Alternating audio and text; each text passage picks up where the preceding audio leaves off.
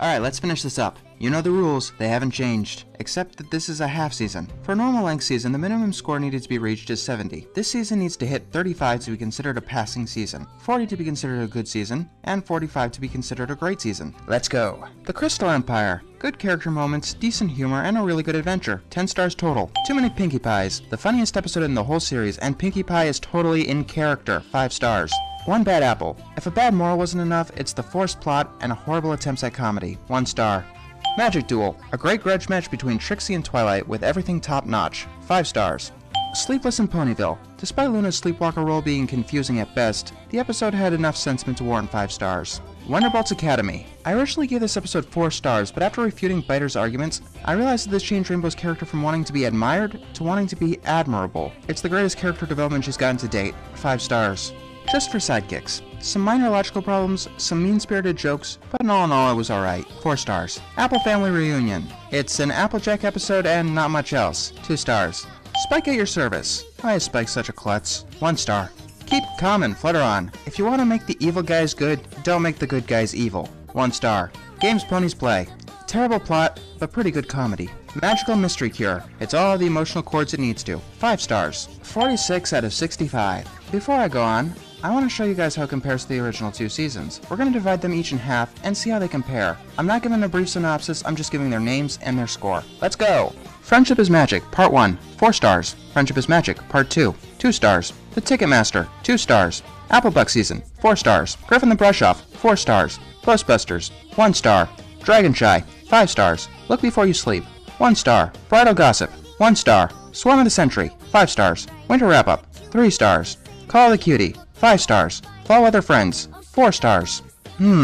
That's odd. 5 points worse than Season 3. By the way, for the record, I could have failed Griffin the Brush Off by focusing on guilt and downplaying the humor. I could have also failed Swarm of the Century for Pinkie's lack of explaining things. If I did that, this first half season might not have passed. But that's okay, the show's just getting established. You know, kinda like how Season 3 is establishing itself without Lauren Fast. On to the next group. Suited for Success, 5 stars. Feeling Pinkie Keen, 1 star. Sonic Rainboom, 5 stars. Stairmaster, 4 stars. Showstoppers, 1 star. A Dog and Pony Show, 5 stars. Green Isn't Your Color, 4 stars. Over a Barrel, 4 stars. A Bird in the Hoof, 1 star. The Key to My Chronicles, 5 stars. All's Well That Ends Well, 1 star. Party of 1, 5 stars. The Best Night Ever, 5 stars. Oh my god! It's exactly the same score I gave Season 3. Once again, there are some episodes I could have failed but didn't. I could have failed Over a Barrel by interpreting all the characters out of character. I could have failed Stairmaster by playing up the annoyance of the CMC, and Twilight dying. I guess that makes it twice now. I could have also failed Suited for Success, because the plot only works because the main 6 all blindingly take advantage of Rarity's generosity at the exact same time. And I could have failed Party of 1, the party extraordinaire for getting her own birthday. The Return of Harmony, 10 stars. Lesson Zero, 5 stars. Luna Eclipsed, 4 stars. Sister Who Social, 5 stars. The Cutie Pox, 2 stars. May the Best Pet Win, 1 star. The Mysterious Mare-do-Well, 1 star. Sweet and Elite, 5 stars. Secret of My Excess, 4 stars. Family Appreciation Day, 5 stars. Baby Cakes, 1 star. Hearth's Warming Eve, 3 stars. 46 out of 65. Are you beginning to notice a pattern yet? Once again, let's see what episodes I could have failed. Among other things, I could have failed Sweet and Elite for Rarity's terrible behavior. I could have also failed Hearth's Warming Eve because there's no real conflict. There are other episodes I could have failed in there too, but let's move on to the last group. The last roundup, 4 stars. The Super Speedy Setter Squeezy 6000, 3 stars. Read and Weep, 4 stars. Hearts and Hooves Day, 4 stars. A Friend Indeed, 3 stars. Putting Your Hoof Down, 0 stars. It's About Time, 4 stars. Dragon Quest, 1 star. Hurricane Fluttershy, 5 stars. Ponyville Confidential, 5 stars. Mister and the Friendship Express, 1 star. A Canterlot Wedding, 10 stars. Alright, a little worse off, but we're close. Once again, let's see which episodes I could have failed, but I didn't. I could have failed the last roundup by finding Pinkie annoying rather than funny. I could have failed the Cider episode because of its mean-spirited nature. I could have failed Read and Weep because it jams the moral down our throats. I could have failed Hearts and Hoops Day by deducting more points for the baby talk. I could have failed A Friend Indeed because it turned Pinkie into an insensitive stalker. I could have failed It's About Time because the plot is predictable and Twilight is debatably out of character. I could have failed Ponyville Confidential because it gets a little too mean-spirited. I could have also failed A Canterlot Wedding because the villain's plan is a little convoluted. Notice something? Yeah, that's like every single episode in this stretch. I could have failed some Season 3 episodes, most notably Games Ponies Play and Just for Sidekicks. I gave arguments and reasons why each episode deserved its score, because they are what I think the episodes deserve. Sure, I find Hearts and Hooves Day's baby talk annoying, but some people find it hilarious. I try to be as unbiased as possible. Of course, it's impossible to be totally unbiased. Some things piss me off more than others, but what can you do? If you've noticed my tallies, Season 3 is pretty par for the course. I honestly don't know why people are panicking. Granted, you may not agree with my picks of the good episodes and the bad episodes, but unless you're as jaded as someone like Biter, then chances are there are only 3 or 4 episodes that you consider bad in this stretch of 13. But Season 3 does have its own unique problems. Let's start with the most obvious one, the unbalanced character screen time. People say that Pinkie Pie got way too much screen time. People also say that Rainbow got too much screen time in Season 2. As for the latter argument, I'll admit Rainbow was there a lot, but she didn't really disrupt anything. However, Pinkie Pie in Season 3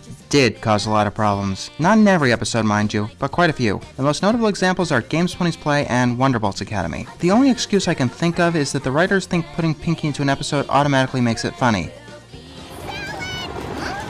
Yeah, that's not true. And no, she didn't ruin One Bad Apple because it was off to begin with. They did it with Twilight in Season 1, apparently they did it with Rainbow in Season 2, and it'll probably be Fluttershy in Season 4. Either her or Rarity. Speaking of which, Rarity didn't get an episode in Season 3, and a lot of people are miffed about it. So they're obviously going to give her multiple ones in Season 4. The only thing I have to ask about this is, don't do what I'm going to call pulling an Apple Family reunion, which is essentially where they make an episode solely to give a character screen time. Think of a situation that Rarity's flaws would reasonably get her into. Don't just put her in the limelight to put her in the limelight. This season also felt very experimental, let's say. New animation and storytelling techniques were used. While they never actually hurt the episodes, they didn't exactly help either. They were mostly just there. I kept getting the impression that the writers were doing it just to prove that they could do it. They'll probably come up again in future seasons, so we shouldn't be surprised at seeing more CGI or musical episodes or simultaneous stories, etc. And speaking of things returning, let's have an offhand count of what was established in Season 3. An ancient empire that disappeared for 1,000 years. The Mirror Pool and a secret book detailing it. The Alicorn Amulet. Trixie's Reformation. Discord's Reformation at Celestia's request. The Equestria Games. Celestia negotiating with Saddle Arabians. Twilight's new status.